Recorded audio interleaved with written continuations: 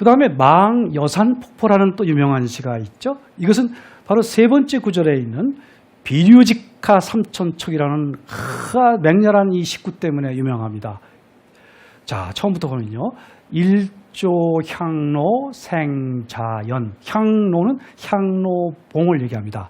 여산에 있는 향로봉에 해가 비치자 거기에 자색 연기가 피어난다. 이 자자라고 하는 색깔, 이게 굉장히 고귀한 색깔이에요. 그죠? 조선시대에는 우리나라에서 자색 옷을 못 입겠어요. 자색은 굉장히 고귀한 색이었어요. 근데 향로봉에 자색 연기가 피어나고 있는데 요간 폭포 괴장천이라. 멀리 바라보니 폭포가 긴 강물에 걸쳐 있다. 두 번째 구절은 멀리 바라본 폭포가 마치 강물처럼 걸려 있다라고 해석하는 사람도 있습니다. 학자 간에 그것은 어느 쪽이 옳은지 알 수가 없습니다만 둘 다 옳은 것 같아요. 긴 강물에 이 폭포가 걸려있는 모습일 수도 있고요. 폭포가 걸려있는데 그것이 마치 멀리서 보니까 긴 강물같이 보일 수도 있고 두 가지가 있습니다. 그런데 그 폭포를 이야기를 비유직한 삼천척, 이건 도저히 쉽게 쓸 수 없는, 그러나 너무 도끼로 어떤 쪼아낸 흔적이 없는 인공이 아닌 자연의 소리예요. 날아가는 그런 나는 물줄기가 곧바로 내리쏟길 삼천척 닦았어. 과장법도 과장법이죠. 그런데 의시 은하 낙구천이라. 의시는 아마도 이런 뜻입니다. 은하는 은하수라는 겁니다. 은하수의 물이 저 구천 허공에서부터 떨어진 것이 아닌지라는 표현을 하고 있어요. 여기서 느낄 수 있는 것은 자연이라고 하는 것은 정적인 존재가 아닙니다. 동적인 활동성을 가지고 있는, 이것을 한자어에서 활발발하다 그럽니다. 아주 생기 있는 그러한 모습, 그것도 역동성이 작은 역동성이 아니라 웅훈한 역동성을 이 자연 속에서 이백은 읽어낸 것이죠. 자, 여산이라고 하는 것은 중국 강서성에 있는 명산입니다. 자, 여기 심주라는 사람의 그림이 있는데요. 명나라 때 유명한 화가입니다. 여기에 보게 되면 아주 이 산들이 굴곡지고 좀 더 역동적으로 이렇게 그려져 있는 모습들을 보죠. 삼천척으로 보이시나요? 여기 장천은 분명히 보이는 것 같습니다. 그런데 우리나라에서도 이 바로 여산폭포를 너무 좋아해서 겸재정선이 여산폭포들을 그렸어요. 이게 국립중앙박물관에 소장되어 있습니다. 겸재정선전에서 보셨죠? 이것은 아까 심주가 그린 그림하고 어떻습니까? 약간 차이가 좀 있어요. 그죠?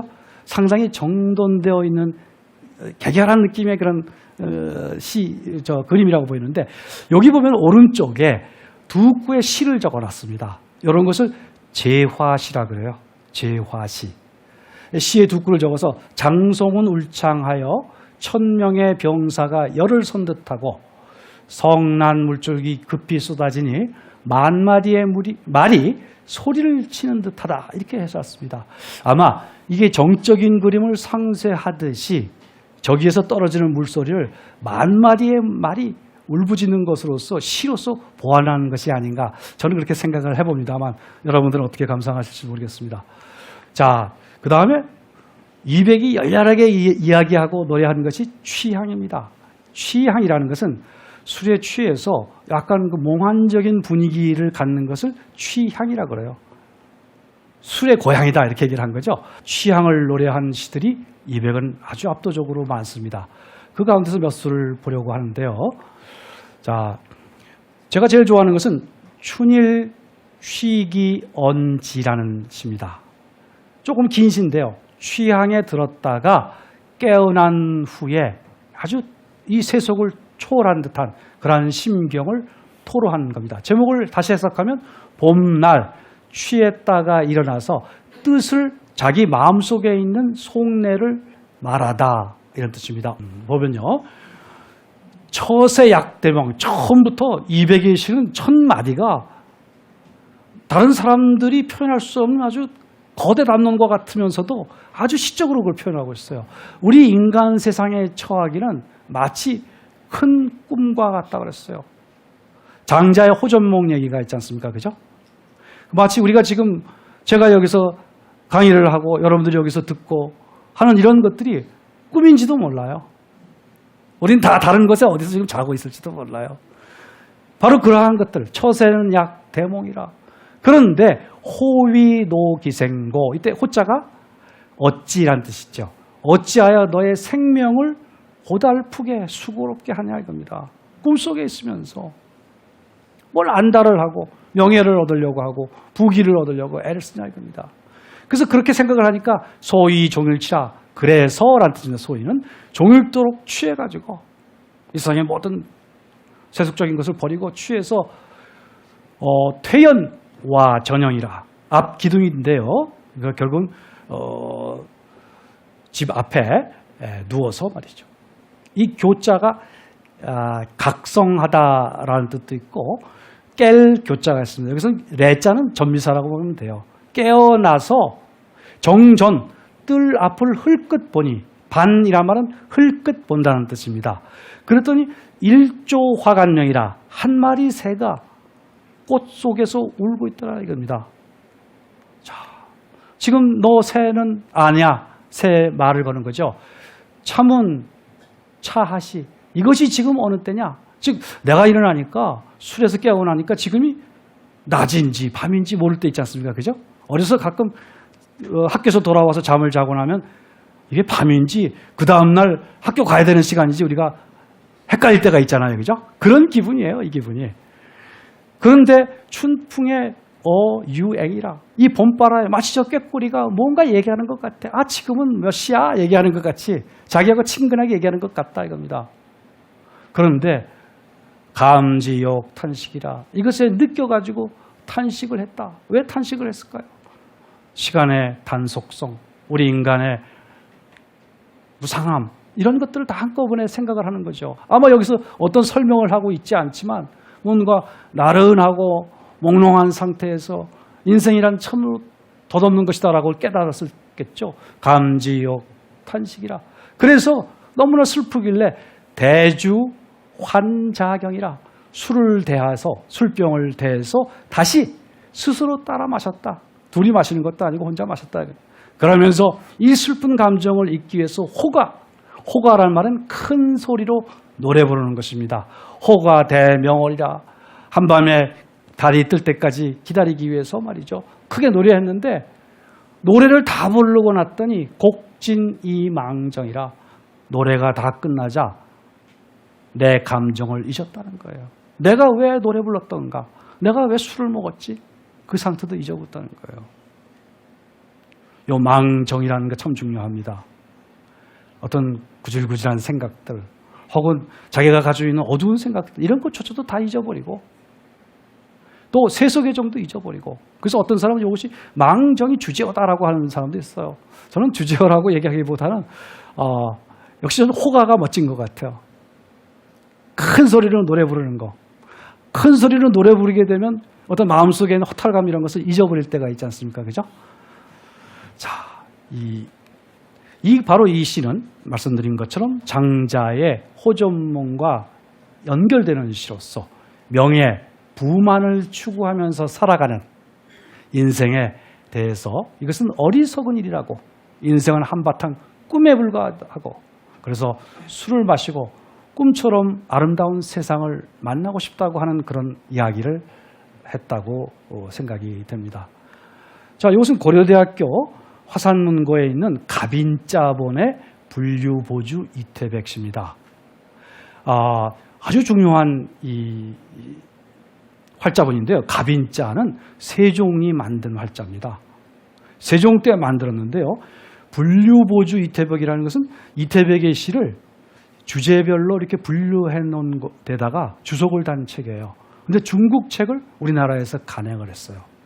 그런데 재미있는 것은 얼마 전에 일본 학자를 만났더니 이것을 일본에서 현대의 영인본을 냈는데 그래서 자기가 이것을 보면서 조선에서 만든 책이 그다지 뭐 가치가 있을까 그랬다고 했는데 어느 구절을 읽다 보니 깜짝 놀라는 것이 중국 책에는 틀려 있는 부분들을 전부 교정해 놨다는 거예요. 굉장한 겁니다. 자, 여기서 춘일, 취기, 언지에 이와 같은 주석이 달려있는 걸 보실 수 있죠. 자, 이것은 갑인자본인데 바로 이걸 든 이유가 고풍시라고 하는 아주 이태백의 중요한 시 가운데 첫 수에 대하구부작이다라고 하는 게 있어요. 아주 건강한 시, 시경의 시를 뒤이을 건강한 시가 오랫동안 지어지지 않고 있다는 겁니다. 그런데 여기 보면 오세경수진고, 내가 만일 쇠로에서 늙어버린다면 누가 이것을 진술하겠는가? 올바른 시를 누가 짓겠는 겁니다. 대단한 자부심이죠.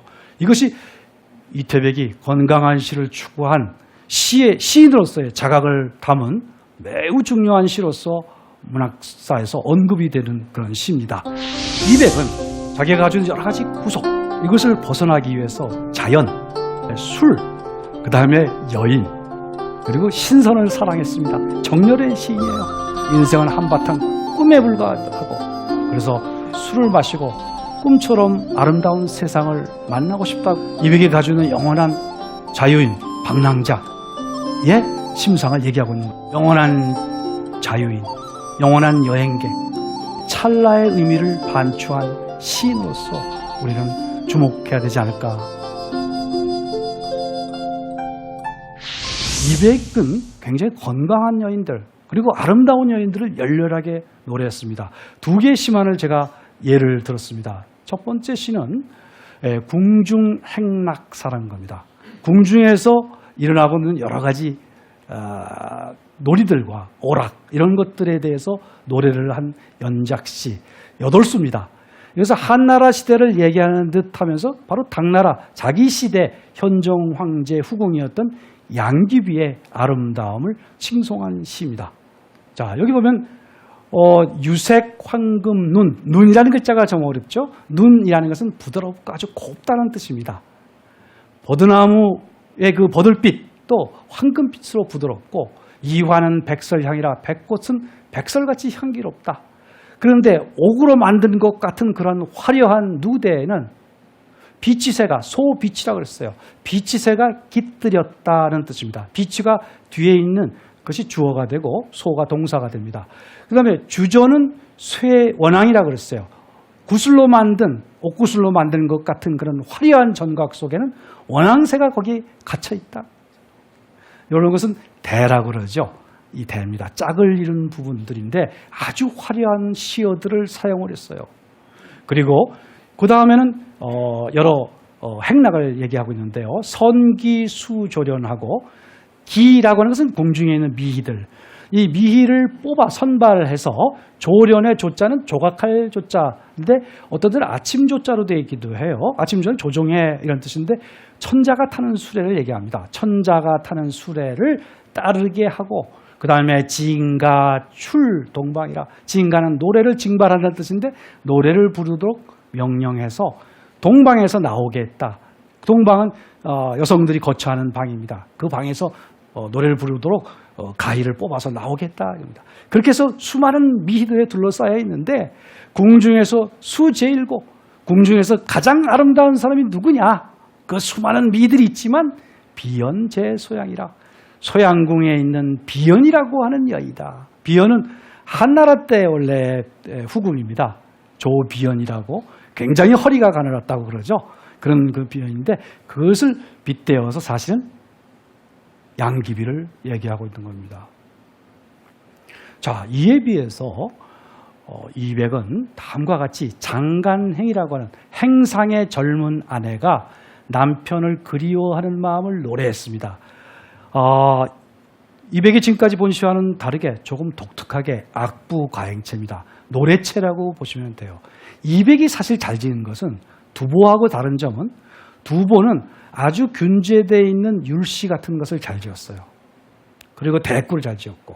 근데 이백은 어떤 시를 잘 지었냐면 젊고 아주 깨끗한 시들, 이런 시들, 자연을 노래한 시들하고, 아니면 이와 같은 노래체 시들을 잘 지었습니다. 이 노래체 시는 한 구의 길이가 일정하지가 않아요. 들쑥날쑥해요. 그리고 아분이라고 하는 것이 하나의 아분이 아니라 여러 개를 번갈아 사용하면서 그 시상에 따라 가지고 변화를 주는 겁니다. 이것을 짓기가 어려워요, 다른 사람들이. 그런데 이백은 바로 이런 시를 잘 지었어요. 자, 두 수 중에 끝부분, 두 번째 두 수 중에서 제1수의 끝부분.